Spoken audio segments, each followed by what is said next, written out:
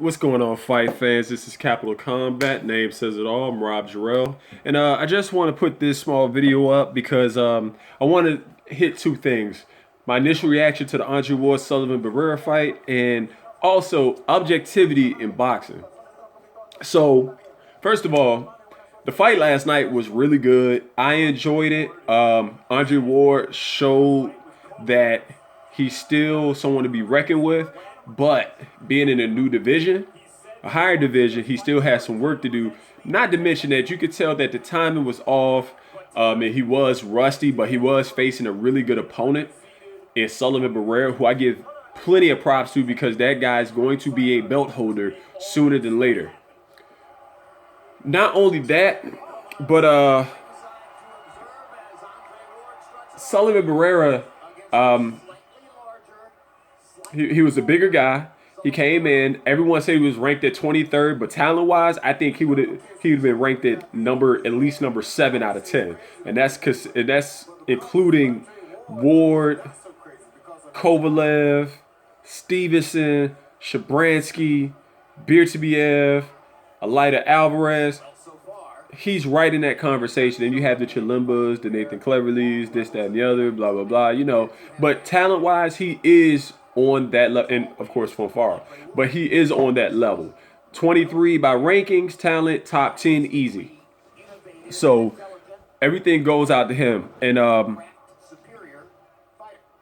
none but respect for him. So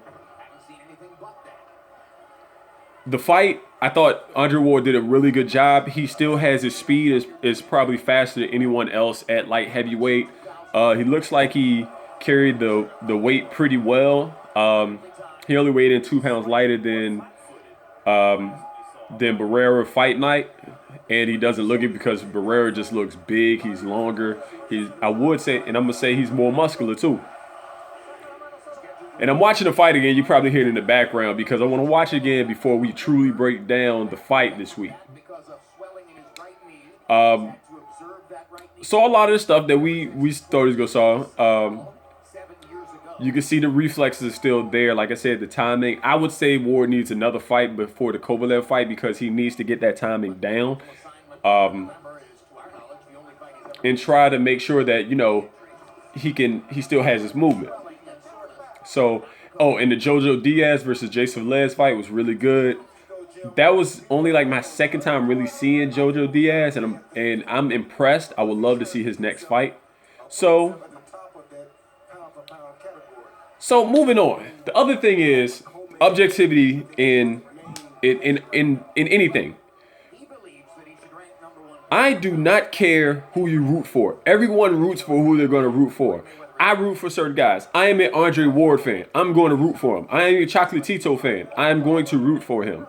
Certain fighters, doesn't matter whether if it's who you like, if it's ethnicity, country, whatever.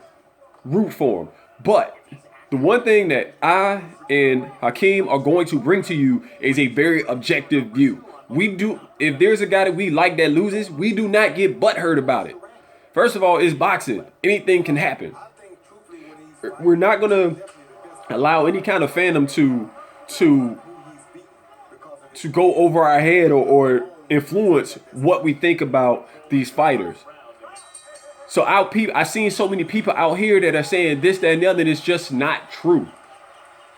Or because their fighter didn't win, it's almost like they're going against this one fighter. If it wasn't, Sullivan Barrera is going to beat Ward. Oh, well, he can't fight Triple G. He ain't Kovalev. He's not Kovalev. We know that. So you try to credit a guy, and then you want to discredit the same guy after he loses because he's not another guy, but you were just putting all your money on that guy who got beat. That's not objective. Now say, look, I'm mad that he lost, but be realistic about what you say. It's really irritating, man. We try to be objective on that channel, and if you want to have an open discussion, cool. The one thing we don't talk politics on this channel. What we do is we talk about everything that goes on in the ring, any kind of psychological differences, questions that each fighter have, and the weigh-in, the skill. We do not get into all the behind-the-scenes stuff. It's irritating, it's convoluted, and a lot of it is just way too much to go into. during fight night. If there's something super shady going on, fine, then we'll point it out. But all that stuff behind the scenes, we don't really care about. We like to see what's going on in the ring. And you should too. So please stop discrediting these fighters just because they're not who you like or who you want. I'll tell you, there's a fighter I don't like right now, but I know he's better than some other fighters. Respect them for who they are and their skills. Y'all get so caught up in all this stuff, it gets ridiculous. Just because there's a fighter you don't like, don't go out here and act like he's not dangerous. There's plenty of people out here that didn't like Michael Jordan. And they try to discredit his skills, and what happened? They get beat. Seriously, really think about that. I'm not a LeBron James fan, but I know he's, well, now one of the top 5 players, but I know he was the best in the world for a while, so chill out. Really be objective and look at who's in the ring, how they're performing. Now, granted, if a guy's drained, guess what? We'll point out that guy was drained. Look at our Facebook. Look at anything that we put up. If we see something after the video, we will put it up like, oh my God, I got to change this because this is new information.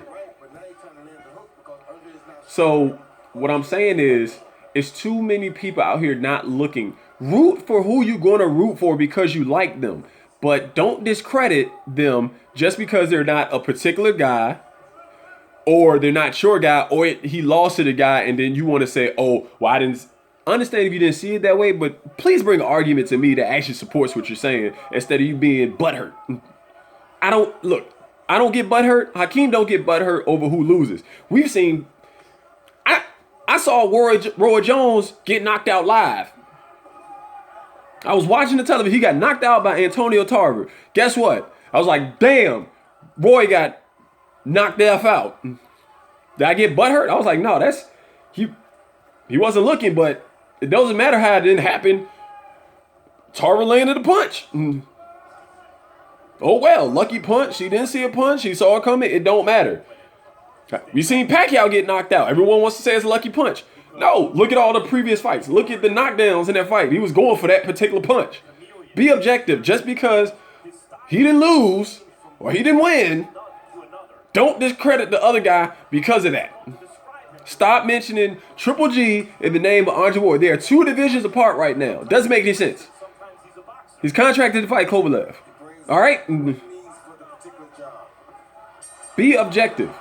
I like guys from all different quarters of the globe.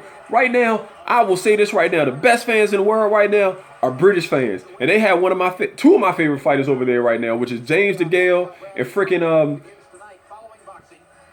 David Haye. But I know if David Haye step in with some of these guys, it might be trouble. But I like them though. But if you lose, I'm not going to get butthurt. So that's all I wanted to say to you guys. We're going to bring our full review of both fights and a preview for the Broner Theophane fight this week. It should come out about Tuesday or Wednesday. Look out for that. I hope you enjoyed this video. I know I probably lost some of you guys. It was kind of a rant, but the other thing, keep the racism and the disrespect off. Flomos, Pactars, I've heard Black Tars, I've heard. Keep that off of there. Please don't. I don't call anyone monkeys. I don't call anyone cracker. I don't call anyone this, that, and the other. Me and Hakeem don't do that. Please, that is disrespectful. If you're going to talk about the fighter, talk about the fighter. Thank you for your time. Unfortunately, I probably lost some of y'all. Y'all probably don't take this seriously. Other people will respect it. I'm not going to be butthurt about it. Neither is Hakeem. So until next time, guys, peace.